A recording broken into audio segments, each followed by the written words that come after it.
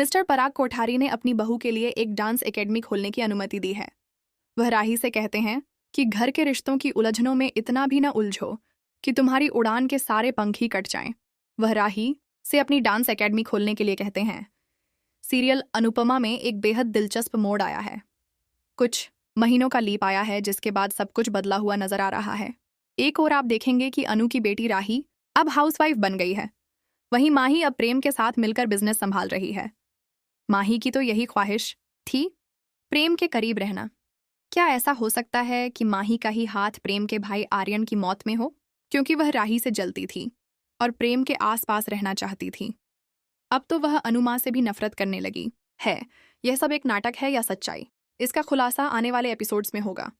दूसरी तरफ प्रार्थना कोठारीज का घर छोड़ चुकी है और अब शाह परिवार में एक पेइंग गेस्ट बनकर रह रही है। अनुपमा अब अपने पुराने परिवार और अतीत को छोड़कर मुंबई पहुंच गई है, जहां वह 2 नई लड़कियों के साथ रूम शेयर कर रही है। बिना कुछ बोले, बिना कुछ बताए वह उनके साथ अपने जीवन को आगे बढ़ा रही है।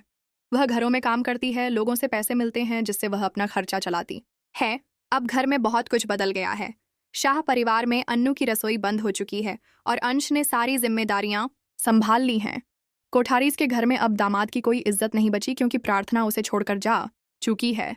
गौतम बेचारा अब इन सब के बीच अपमान सहता रहता है, लेकिन किसी बड़ी डील के कारण वह अब भी उस घर में टिका हुआ है।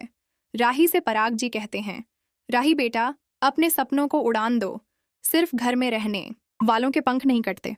तुम डांस एकेडमी खोलना चाहती थी ना, ये लो पैसे, खोलो अपनी एकेडमी।